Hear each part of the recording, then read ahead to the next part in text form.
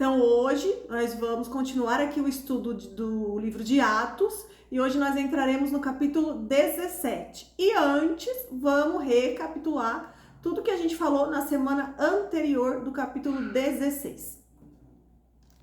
Então no capítulo 16 nós vimos que Paulo foi para sua segunda viagem missionária e Silas foi com ele. Logo no começo da viagem, lá em Listra, Paulo encontrou Timóteo e pediu que ele fosse junto também nessa missão. E Timóteo se juntou então a Silas e Paulo e juntos eles foram ali viajar. Depois em Filipos, uma cidade importante da Macedônia, eles conheceram Lídia, onde ela creu em Jesus e foi batizada juntamente com a sua família. Falamos também sobre a escrava, que estava possuída por um espírito de adivinhação. Aí quando os donos da escrava perceberam que não teriam mais lucro, porque aquele espírito de adivinhação havia sido expulso do corpo dela, eles causaram ali um tumulto e fizeram com que Paulo e Silas fossem presos. E lá na prisão, Paulo e Silas, eles oravam e louvavam ao Senhor. E um terremoto veio sobre aquele lugar e através disso o carcereiro e sua família creram em Jesus e também foram batizados. E ali encerra o capítulo 16. E aí agora a gente vai entrar no capítulo 17. Então, no capítulo de hoje, o capítulo 17, os três ali prosseguiram a viagem. Versículo 1, capítulo 17. Então, Paulo e Silas passaram pelas cidades de Anfípolis e Apolônia e chegaram a Tessalônica, onde havia uma sinagoga judaica.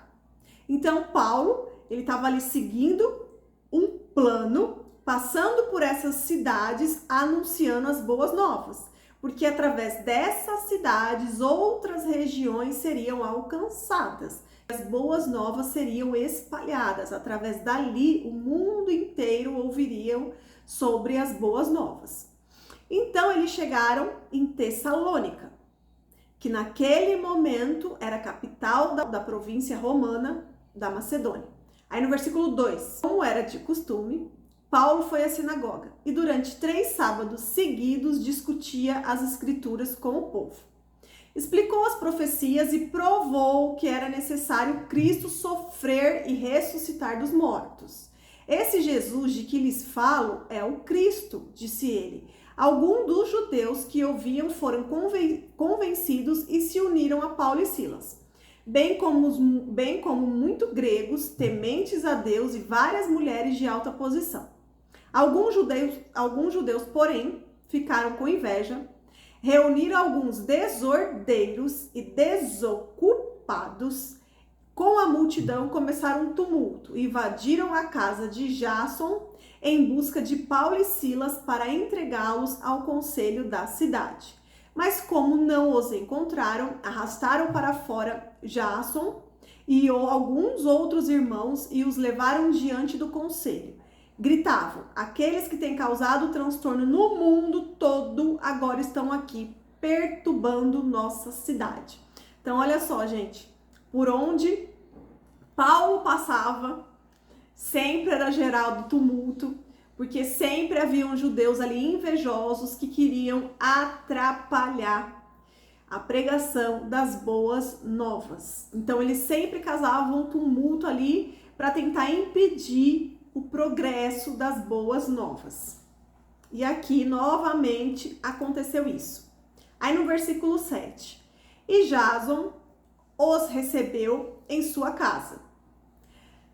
São todos culpados de traição contra César, pois afirmam que existe um outro rei, um tal de Jesus. Então, olha só, esses judeus religiosos, eles estavam ali tentando articular para tentar ter um argumento para que Paulo fosse preso. E Roma não tolerava rebelião contra o governo. Roma tolerava várias coisas, mas a rebelião contra o governo romano, não. E aí que esses judeus religiosos faziam de tudo para tentar dizer que Paulo estava exatamente causando uma rebelião contra Roma. Então, esses judeus, como eles sabiam disso, sabiam que Roma não tolerava a rebelião contra o governo, eles usavam dessa estratégia. Como Paulo anunciava que Jesus era o rei, eles distorciam o que Paulo dizia e eles falavam para os governantes de Roma que Paulo estava incitando as pessoas a não obedecerem mais à autoridade romana, porque Paulo anunciava um outro rei. Era assim que esses judeus religiosos articulavam. E aí sempre havia tumulto, e sempre Paulo, Silas e todos ali eram levados, porque eles eram acusados de rebelião contra o governo romano. E eles falavam que esse Jesus era rival do rei de Roma. Então eles sempre falavam, olha, Paulo, ele tá pregando contra César, porque ele tá anunciando um tal Jesus aí, que ele diz que Jesus que é o rei. Mas na verdade eles estavam ali articulando, né? Porque eles entendiam muito bem que não era isso que Paulo estava pregando. Porque Jesus é o rei dos reis, não é? Ele não tá tentando tomar o lugar do rei de Roma, não tem nada a ver. Jesus está lá em cima nos céus, ele é o rei dos reis, ele é o filho do Deus Todo-Poderoso, é Deus Pai e Deus Filho. E aí no versículo 2 está escrito que Paulo, como era de costume, ele foi à sinagoga.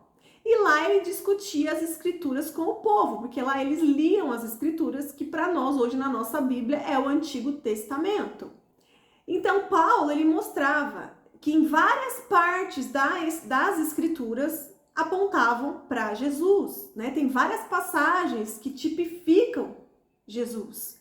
E ele lia e falava que o Messias tinha que padecer e ressuscitar entre os mortos, que foi por isso que Jesus morreu, mas que ao terceiro dia ele ressuscitou.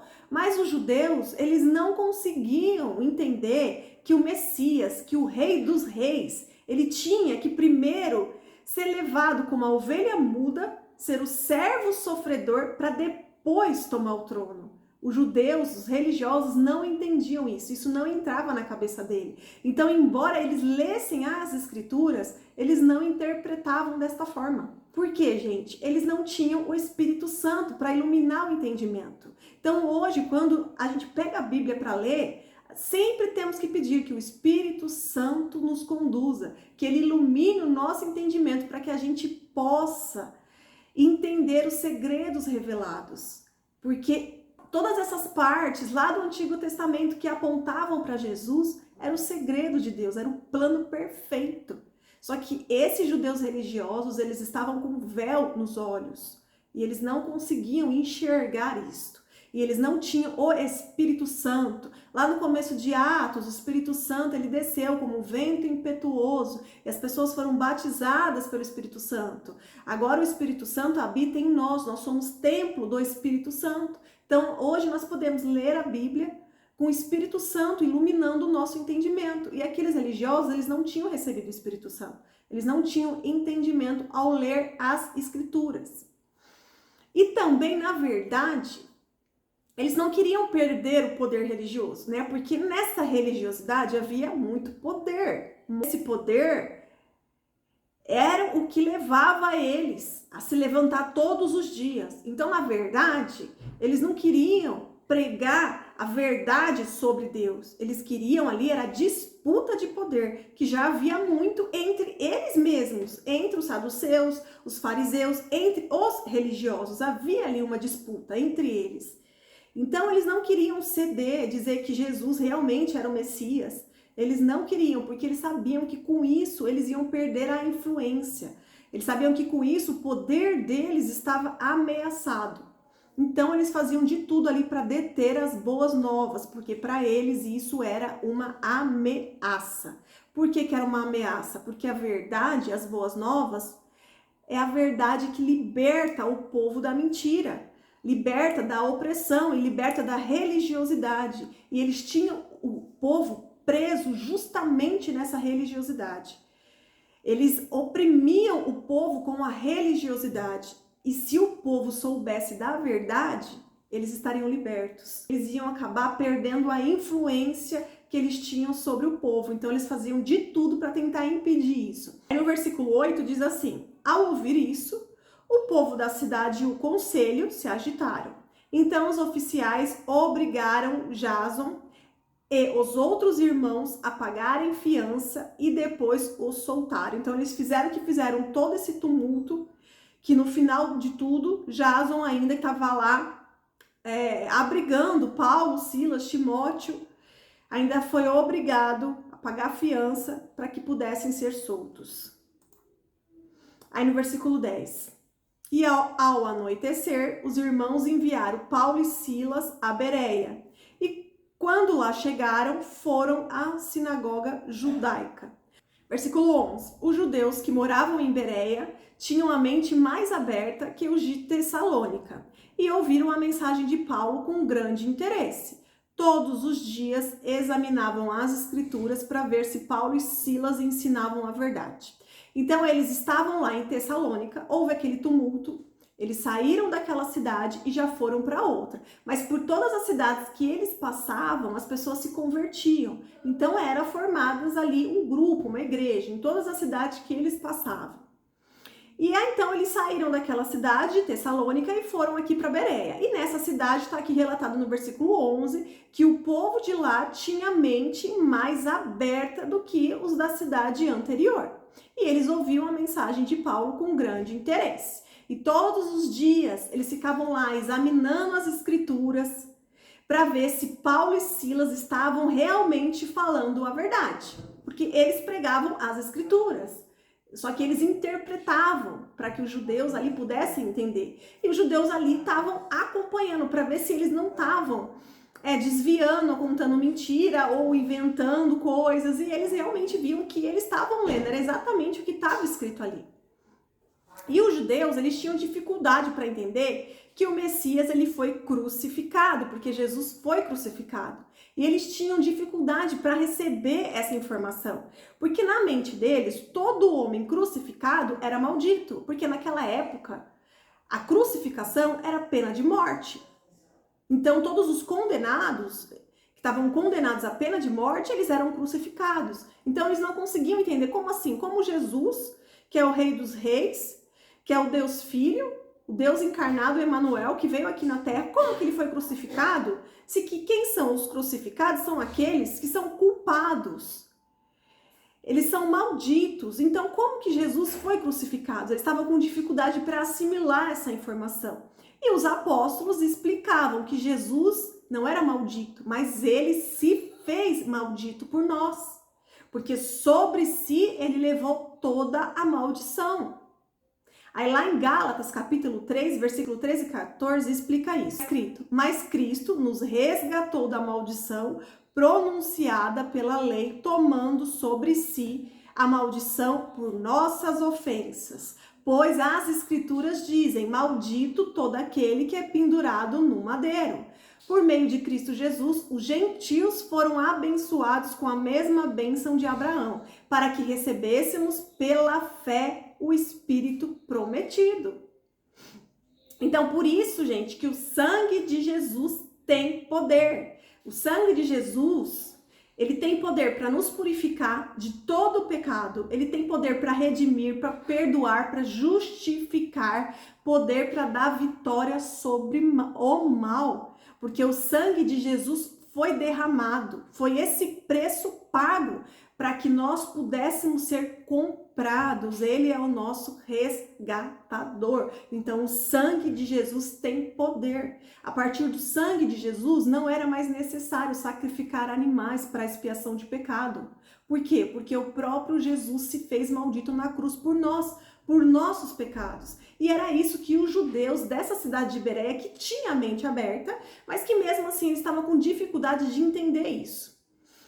E aí no versículo 12, como resultado, muitos judeus creram, assim como vários gregos de alta posição, tanto homens como mulheres. Então nessa cidade de Bereia também várias pessoas se converteram, tanto judeus como gregos, tanto os homens como mulheres. Aí no versículo 13, mas quando os judeus de Tessalônica souberam que Paulo estava pregando a palavra de Deus em Bereia, foram até lá e criaram alvoroço. Então, eles eram muito desocupados, porque eu não sei como é que tinha tempo. sair lá da sua cidade e ficar atrás de Paulo, de todos os apóstolos, para ficar causando um alvoroço e ficar tentando atrapalhar que eles pregassem e anunciassem as boas novas.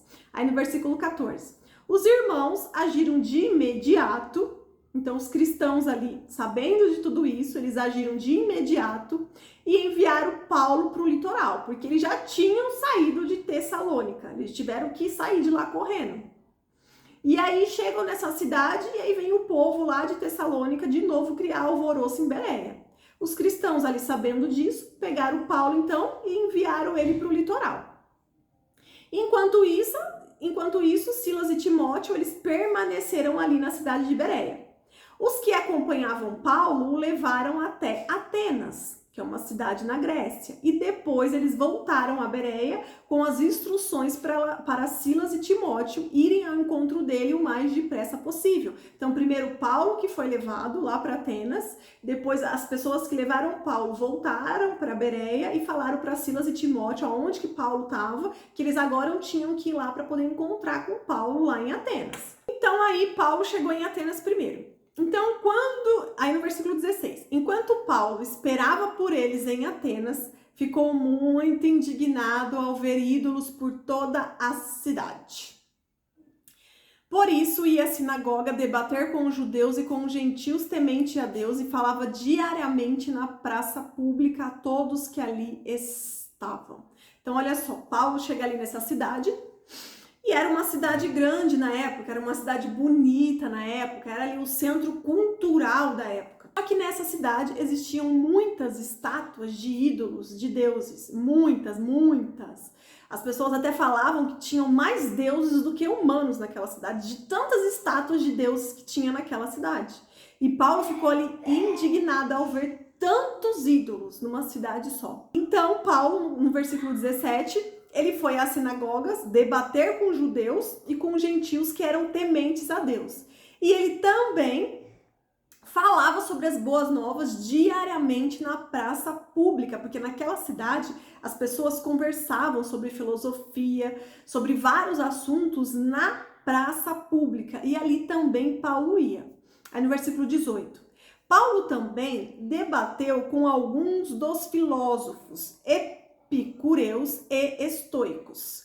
Quando lhes falou de Jesus e da ressurreição, eles perguntaram: o que esse tagarela está querendo dizer? Outros disseram: parece estar falando de deuses estrangeiros. Então, gente, Paulo ele foi levado para Atenas. Logo ali no começo, ele já ficou indignado com a quantidade de ídolos que tinha. Alguns até falavam, né, como já falei, que a cidade tinha mais ídolos do que humanos, de tanto ídolo que tinha nessa cidade. E Atenas era uma cidade grega, era um centro cultural, era um grande centro cultural da época. E a própria cidade tinha o nome de uma deusa, Atenas. E Paulo, ele ia às sinagogas e ele também ia à praça para debater com os filósofos, né, como eu li ali no versículo 18.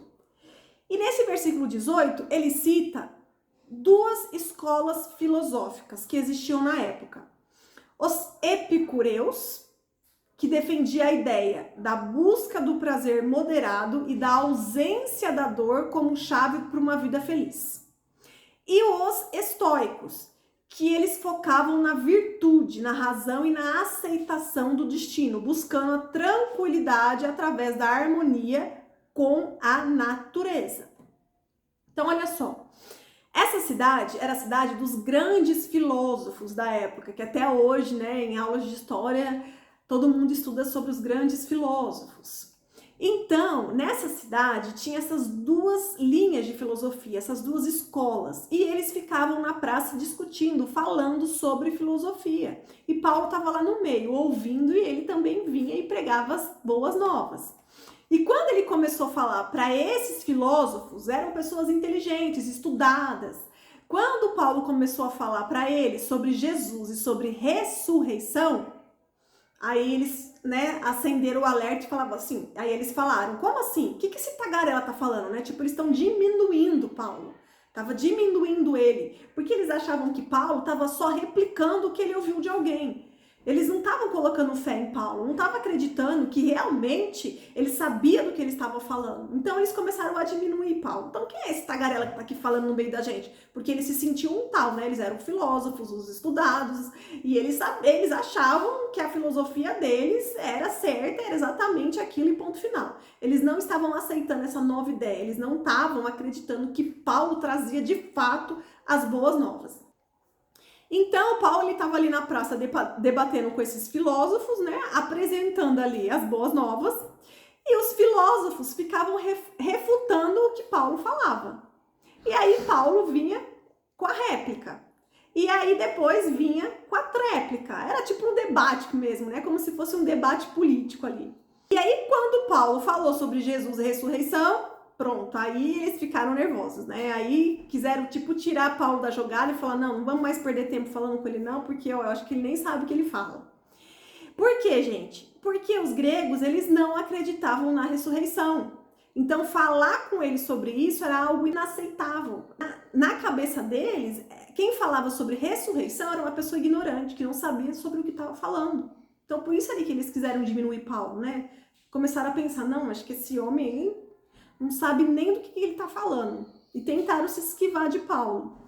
Porque para eles, depois que a pessoa morre, a alma também morre, tudo morre. Para eles não existe céu e inferno. Dentro da filosofia deles não cabe isso. Mas Paulo, ele não se importava com isso. Ele não se importava se eles estavam tentando diminuir ele, né? Paulo não estava nem aí. Paulo, ele não ia alterar a palavra de Deus, as boas novas, o evangelho de Jesus para agradar os gregos, para ser aceito por aquelas pessoas, por aquele grupo. Paulo pregava a verdade. Aí no versículo 19, então levaram Paulo ao conselho da cidade e disseram, pode nos dizer que novo ensino é esse? E aí eles ficaram tão indignados que Paulo falava sobre a ressurreição, que era algo que eles não acreditavam, que eles levaram Paulo lá para o conselho da cidade. Olha só, de novo aí criando um novo alvoroço. No versículo 20. Você diz coisas um tanto estranhas e queremos saber o que significam. Aí no versículo 21, convém explicar que os atenienses, bem como os estrangeiros que viviam em Atenas, pareciam não fazer outra coisa senão discutir as últimas novidades. Então, Paulo, gente, era a sensação do momento. A cidade toda não falava de outra coisa. Aos poucos aí, ele foi chamando a atenção e muitas pessoas foram ouvindo o que ele estava dizendo. E ele virou a sensação do momento. Já gerou ali um maior tumulto.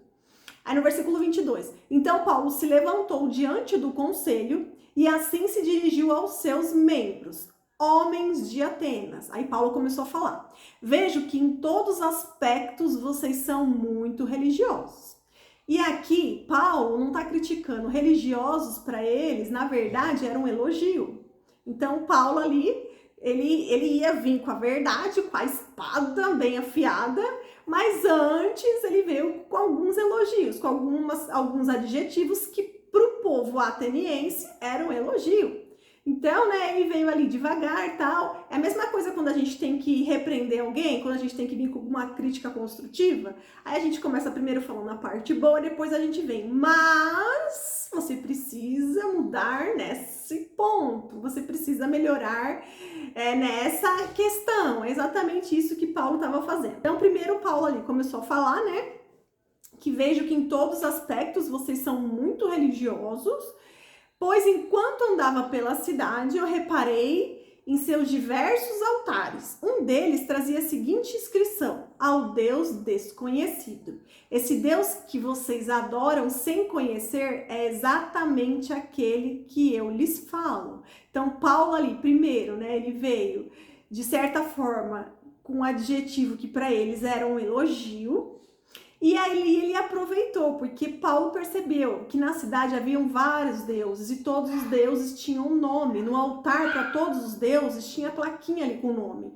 Só que Paulo percebeu que entre esses deuses havia um que não tinha nome. E aí Paulo se aproveitou disso para poder apresentar para eles o grande Deus. Aí Paulo começou a falar no versículo 24. Ele, esse Deus desconhecido aí que vocês tem um altar montado para ele, é sobre esse Deus que eu venho falar com vocês. E aí no versículo 24, Paulo fala, ele é o Deus que fez o mundo e tudo que nele há. Uma vez que o Senhor dos céus e da terra não habita em templos feitos por homens. Por que Paulo falou isso? Porque Deus, gente, ele é onipresente. Ele está em todo lugar ao mesmo tempo. Deus não habita em templos feitos por homem. Até mesmo porque lá em Pentecoste, o Espírito Santo veio como um vento impetuoso. E as pessoas foram batizadas pelo Espírito Santo. E o Espírito Santo habita onde? Em nós. E nós não somos templo feito por homens. Foi Deus que fez a cada um de nós. Todos foram criados por Deus. E o Espírito Santo habita em nós. Então é isso que Paulo está dizendo. Não adianta vocês terem esses monte de ídolos, esses monte de estátua, esses monte de templo, para tudo quanto é esses deuses que vocês têm, sendo que Deus não habita em templos feitos por mãos humanas, porque eles achavam que diante daquelas estátuas, diante de tantos ídolos, os deuses realmente estavam ali, e que aqueles deuses ouviam eles e concediam o pedido deles, e ali Paulo estava explicando que não era desse jeito.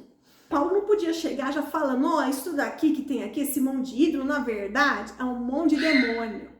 Paulo não podia chegar falando assim, porque aí a pessoa ia catar ele e espancar ele. Então ele tinha que ir aos poucos, né? Começar ali a explicar para eles o que tudo aquilo significava, o que tudo aquilo era, né? Tinha que lhe explicar, começar com leitinho ali, para depois chegar na papinha, para depois chegar no alimento sólido, porque senão o povo não ia entender, ia tudo ali fazer um motim para poder linchar ele.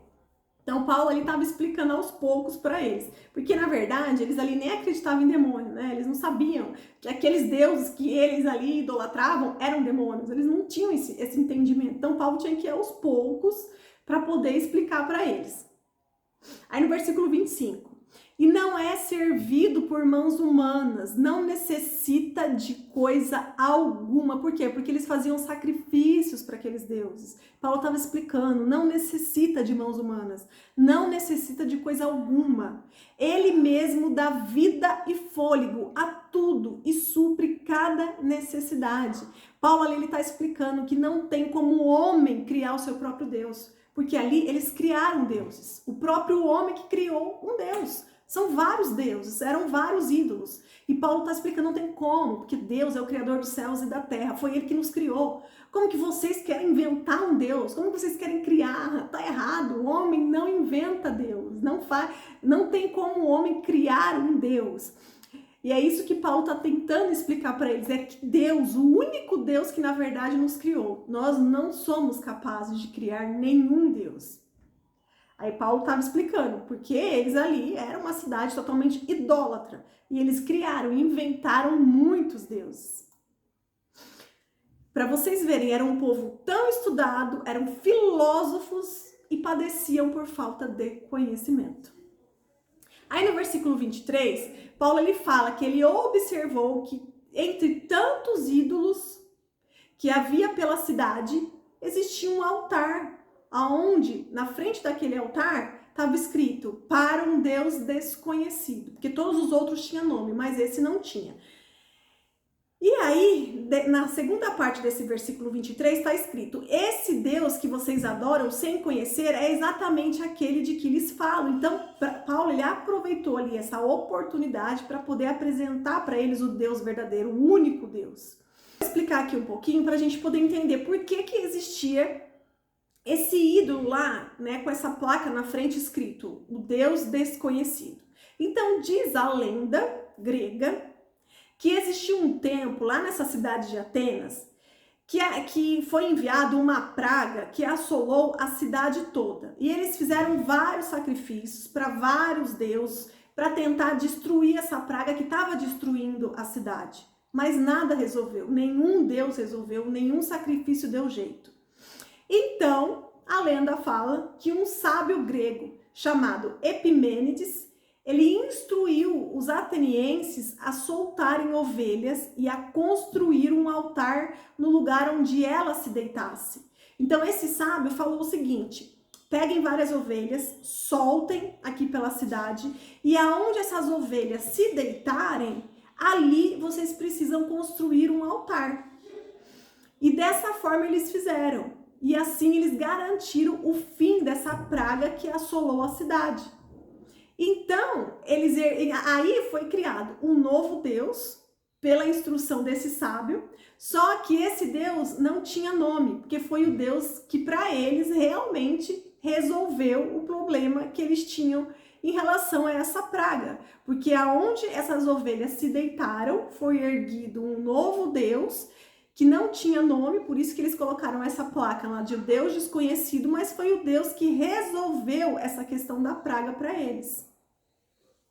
E aí, quando Paulo começa a falar que justamente esse Deus é aquele o qual ele vem apresentar e falar sobre ele, aí o pessoal começou a ficar interessado, porque eles tinham muita gratidão, eles conheciam essa história, essa lenda. Então, quando Paulo começou a lhe falar sobre isso, Paulo conseguiu atrair ainda mais o ouvido deles, né, a atenção naquele momento. Aí Paulo começou a falar que ele conhecia aquele Deus e que era justamente aquele Deus que ele e os amigos dele serviam. E foi justamente o Deus que fez um milagre naquela cidade, que acabou com aquela praga. E nenhum outro Deus, nenhum outro sacrifício foi capaz de fazer aquilo. Só aquele Deus desconhecido que fez. Então, Paulo ali, ele aproveitou aquilo para poder apresentar a eles quem era o Deus verdadeiro. Aí no versículo 26, aí Paulo começou a falar. De um homem só, ele criou todas as nações da terra, tendo decidido de antemão onde se estabeleceriam e por quanto tempo. Seu propósito era que as nações buscassem a Deus e tateando talvez viessem a encontrá-lo. Embora ele não esteja longe de nenhum de nós, porque Deus é onipresente. Aí no versículo 28, pois nele vivemos, nos movemos e existimos, como disseram alguns dos seus próprios poetas, somos descendência dele. E, por ser isso verdade, não devemos imaginar Deus como um ídolo de ouro, prata ou pedra, projetado por artesãos. No passado, Deus não levou em conta a ignorância das pessoas acerca dessas coisas, mas agora ele ordena que todos em todo lugar se arrependam. Aí Paulo aqui já começa a falar sobre o arrependimento, porque Jesus é realmente essa mensagem. É a mensagem de arrependimento. E Paulo, vocês olham que ele começa a falar, né? Ele começa devagar, vai, né? Depois que ele vai subindo para poder explicar para eles. E Paulo fala para eles, né? Deus não levou em conta a ignorância das pessoas acerca dessas coisas. Porque aquelas pessoas se achavam muito inteligentes, né? Eles eram filósofos da época. Então, imagina como é que Paulo ia falar para eles que, na verdade, vocês acham que sabem muito, mas vocês não sabem nada. Vocês ficam criando um monte de Deus, filosofando, falando um monte de coisa, e vocês não chegam a lugar nenhum. E, na verdade, é Jesus que é a verdade que liberta. Então, Paulo ali aos poucos vai falando, né? E aí ele falou nesse versículo, cadê que versículo que eu falei? Versículo 30, né? E ele falou, ó, fica tranquilo, porque Deus não leva em conta a ignorância acerca dessas coisas, né? Porque todo mundo um dia foi ignorante, até chegar a hora que é liberto, né? Paulo ali aos poucos foi chegando com a mensagem. E aí no versículo 31, pois ele estabeleceu um dia para julgar o mundo com justiça, por meio do homem que ele designou, e mostrou a todos quem é esse homem ao ressuscitá-lo dos mortos. Então aqui Paulo já está falando, né? Fica tranquilo que Deus releva a sua ignorância, né? Porque vocês não sabiam, mas agora eu estou trazendo a palavra para vocês, agora vocês estão sabendo. Então agora vocês sabendo, estão tendo a oportunidade para crer, para aceitar Jesus, porque esse Jesus que ressuscitou dos mortos, ele virá para julgar o mundo.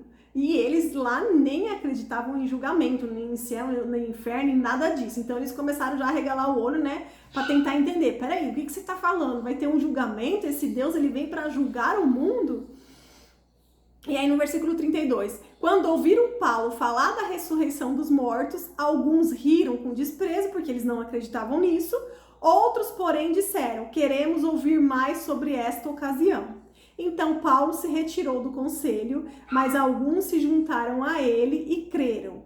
Entre eles estava Dionísio, um membro do conselho, uma mulher chamada Damaris e alguns outros. Então, nessa situação, existiram pessoas que mesmo nunca ouvindo falar sobre a ressurreição, sobre Jesus, eles creram. E eles quiseram saber mais, eles quiseram se aproximar. Então, Paulo ele se retirou ali do conselho, porque ele foi levado ali àquele conselho, ele se retirou dali e algumas dessas pessoas se juntaram a ele. E ali foi se formando uma nova igreja. As pessoas começaram a crer, as pessoas eram batizadas e ali em Atenas foi se formando uma nova igreja. E aí encerra o capítulo 17. Aí mostra, né, gente, que até os grandes filósofos não são ninguém se eles não tiverem Jesus como o seu único rei e salvador. Não adianta, né? Não há inteligência nesse mundo, não há riqueza nesse mundo. A pessoa ela pode se achar tal, pode se achar. Não adianta. Ela vai ter que aceitar Jesus, ela vai ter que aceitar que Jesus é o rei dos reis. Não tem como. E é isso que Paulo ali estava tentando explicar para eles, né? Porque eles se achavam, né? Os inteligentes, os filósofos, né? E aí para eles começarem a ouvir isso, ó, fica tranquilo, tá? Porque antes vocês não sabiam. Então, Deus perdoa a ignorância. Mas a partir de agora que vocês estão sabendo, né? Chega de ignorância, né, meu filho? A verdade liberta. E aí, aos poucos, ele ia falando, explicando para que eles aceitassem a Jesus e começassem a ler e a se aprofundar nas escrituras, porque já que eles gostavam tanto de escutar, de ficar ali na praça debatendo sobre filosofia, né? E na série de Paulo mostra eles, né? Tudo lá sentado na praça, filosofando, falando nada com nada, e aquilo ali era super importante, super inteligente. Então, Paulo ali, né, tá trazendo algo útil para eles, ao invés de você ficar perdendo tempo aí filosofando nada com nada, né, dizendo que você tem que vir aqui pra vida só pra ficar aproveitando a vida, fazer o que quiser, porque depois morre, não tem céu, inferno, não tem nada, eu lhe apresento aqui as boas novas, que essa daqui é a verdade que liberta. Você precisa entender que existe céu e inferno e que vai ter o juízo, que é esse Jesus, é esse Deus desconhecido aí, ao qual vocês formaram esse altar, ele vai vir um dia com juízo e ele vai trazer a justiça para esse mundo. E ele, Paulo, aos poucos, foi explicando para eles. Mas a gente consegue entender, né? Até nos dias de hoje, existem pessoas que são totalmente resistentes à palavra de Deus. As pessoas, a maioria das pessoas, elas só querem alguma parte ali da palavra de Deus, né? A maioria das pessoas pegam a Bíblia e aí elas falam, essa parte aqui é legal porque é útil pra mim, né? Porque massageia o meu ego, passa a mão na minha cabeça, então isso aqui é legal, isso aqui eu gosto, ó. Essa aqui não, essa aqui pula porque essa daí tá me afrontando, tá me repreendendo, então essa parte aqui eu não quero, essa parte pula. Na verdade, a maioria das pessoas agem assim, né? Então, quando a gente olha toda a história da igreja, que está relatado no livro de Atos, a gente consegue ver no dia de hoje como que é. Né? Hoje, no país onde a gente mora, não existe perseguição do jeito que tinha. Mas ainda hoje existem vários lugares onde a perseguição existe, onde os cristãos são mortos por causa de Jesus. Então, quando a gente estuda o livro de Atos, a gente consegue ter essa ideia, essa visão ampla, que desde lá, desde o começo, depois que, né, na época de Jesus já havia perseguição, Jesus ele foi justamente condenado sem ter feito nada de errado. Ele era inocente, sem pecado nenhum, e mesmo assim ele foi lá crucificado. É claro que foi com a permissão de Deus, porque fazia parte do plano perfeito.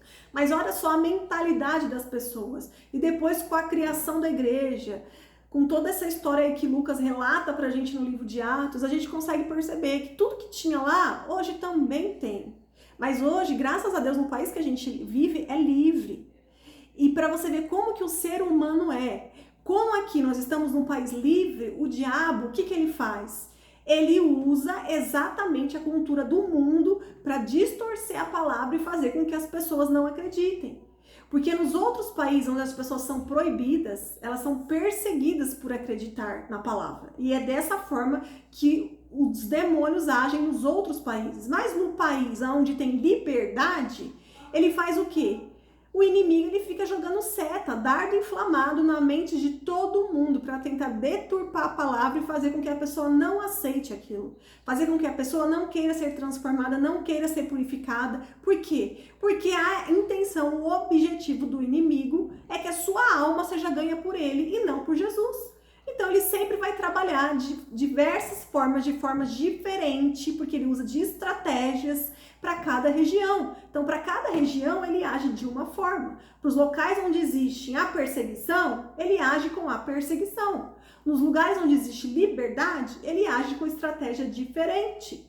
Convencendo a pessoa que ela pode ser feliz, ela pode ser o que ela quiser. Você pode ser o que você quiser, você que escolhe o sexo que você quer ser. Se você nasceu homem e você na verdade quer ser mulher, você pode ser o que você quiser. Se você na verdade quiser ser um tiranossauro rex, você pode. Você quer ser o quê? Um peixe? Você pode ser um cachorro, um gato, você pode ser o que você quiser. E isso, gente, é justamente o que o inimigo faz. Né? E isso é a cultura do mundo. Porque se a gente pensar bem, antigamente, se alguém falasse que achava que era um rinoceronte, que era um gato, um cachorro, sei lá o quê, ia pro hospício, né? Porque era louco. Mas, para você ver como que os demônios fazem, como que o inimigo age na mente e na cultura desse mundo. Hoje, isso é um direito seu. Né? Porque, na verdade, tudo que causa excesso acaba estragando. Então, antigamente, como os excessos prendiam demais as pessoas, não é Deus, não é a palavra de Deus, é os excessos errados, às vezes a religiosidade, as disputas entre os religiosos que prendiam, oprimiam as pessoas, fizeram com que agora a liberdade do mundo entrasse na mente das pessoas. E a verdade que liberta é a de Deus, não é do mundo. A do mundo aprisiona e deixa as pessoas totalmente perdidas. As pessoas, elas perdem noção do propósito e da missão que vieram a esse mundo. E é por isso que aqui eu várias vezes falei, quando a pessoa entende que ela veio nesse mundo com uma missão e com um propósito, ela tem um caminho, uma direção a seguir. Mas aquela pessoa que não entende isso, qualquer lugar serve, qualquer direção serve, qualquer ideia serve. Então ela vai deixando entrar na cabeça dela esse monte de ideia do mundo, cada um fala uma besteira pior do que a outra, e tá tudo bem, é tudo normal, todo mundo faz errado, então eu também posso fazer. E ela vai indo e vai padecendo por falta de conhecimento. Porque o único conhecimento que nos liberta, que nos traz a verdade, é a palavra de Deus, que é o nosso manual de instrução. E que a maioria não gosta de estudar e não gosta de ler, porque é chato, porque é difícil, porque me confronta, porque eu não concordo com tudo. E quem que somos nós para concordar ou não com Deus, né? Se Ele é o Criador dos céus e da terra, se foi Ele que nos criou com um propósito, quem sou eu para ficar aqui tentando discutir com Deus e falar que ele tinha que mudar lá algumas coisas que está escrito no manual que ele escreveu, sendo que foi ele que nos criou, né? Então as pessoas assim não têm temor a Deus, não têm respeito, e é isso que o mundo precisa entender, né? É para isso que Deus nos chamou, para que a gente pudesse levar a palavra, para que através da palavra de Deus as pessoas fossem libertas, para que a mente delas fosse aberta para receber a verdade e para que elas pudessem ser limpas e purificadas de tanta ideia errada desse mundo, né? Porque a gente é bombardeado todos os dias, todos os dias. Então, se você se afastar de Deus, se afastar da palavra de Deus, você acaba acreditando em tudo que te fala todos os dias. Porque você liga a TV, você assiste um filme, você vê uma notícia, tudo quanto é coisa que tem nesse mundo, a maioria delas é contrária à palavra de Deus. Então, se você não lê a palavra de Deus, você vai achar que tudo é normal, que tudo tá certo. Porque você que vai definir, conforme a sua justiça própria, o que é certo e errado. E aí você tira Deus da jogada. E aí você começa a se perder completamente, né? Então, a gente tem que sempre estar perto mesmo da palavra de Deus, pra gente poder ter esse discernimento. E a gente tem sempre que orar e interceder pelas pessoas, né? Porque a gente não consegue convencer ninguém, mas o Espírito Santo convence. Então a gente não pode desistir de ninguém, a gente tem que orar, perseverar, e nós também temos que ficar próximos, porque senão às vezes a gente acha, né, que não, eu tô próximo, mas na verdade não tá. Então a gente sempre tem que buscar isso também, sempre tem que estar cada vez mais próximo, tem que ter um relacionamento, tem que estar orando, para que Deus vai falando no nosso ouvido, para que a gente vai cada vez mais entendendo qual é a nossa missão e qual é o nosso propósito. para que não passe por essa vida aqui vazia, né, sem fazer o que deve fazer e perdendo tempo com um monte de bobagem, filosofando um monte de coisa que não tem nada a ver e que não te leva para lugar nenhum. Então vou orar aqui para terminar, tá bom? Fechem os olhos e vamos aqui receber a oração. Obrigada, Senhor. Obrigada, Senhor. Obrigado por todas nós que estamos aqui reunidos, ouvindo a sua palavra, Senhor. Nos humilhamos, Senhor, perante o Senhor. Nos prostramos perante o Senhor, porque sabemos que sem Ti não somos nada, Senhor. Nada, Senhor. Não sabemos nada, Senhor. E por favor, papai, permita que o seu Espírito Santo nos convença, Senhor, que precisamos ser humildes, papai, dependentes de Ti em tudo, Senhor, em tudo, papai. Em tudo, sabemos, Senhor, que não somos nada sem Ti. Nós somos mais que vencedores, mas em Cristo, Senhor, é em Cristo, Senhor. Nos capacite, Senhor, nos traga entendimento, papai. Nos revele, papai, a cada dia, Senhor, em cada atividade que a gente estiver fazendo, papai, em cada local, quando a gente estiver conversando com as pessoas, quando a gente estiver ouvindo, papai. Nos traga, Senhor, entendimento, Senhor, nos ajude, Senhor, a ser tardio para falar, tardio para irar, mas nos ajude, Senhor, a estar prontos para ouvir, papai. Nos ajude a ser canal de bênção, a ser instrumentos em suas mãos, papai. Nos fortaleça em Ti, Senhor, nos dê vigor, papai, nos encha de saúde, Senhor.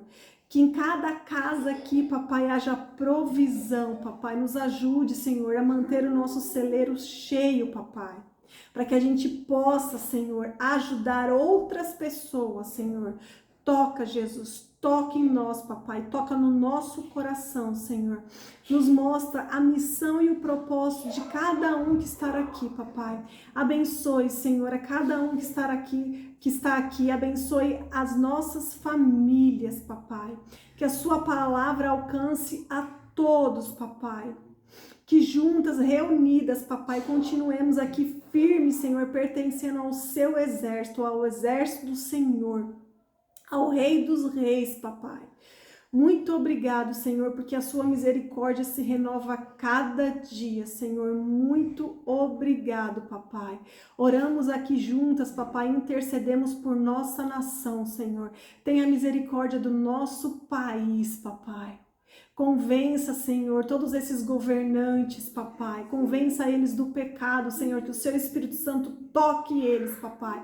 Convença todos do pecado, Senhor. Desfaz, Senhor, todo o plano do maligno que possa existir contra esta nação, papai. Essa nação pertence ao Senhor, essa nação é do Jesus Cristo, é do Senhor dos Senhores, papai, é do Rei dos Reis, papai. Derruba do trono, papai, pessoas, Senhor, que estão sendo usadas pelo maligno, papai.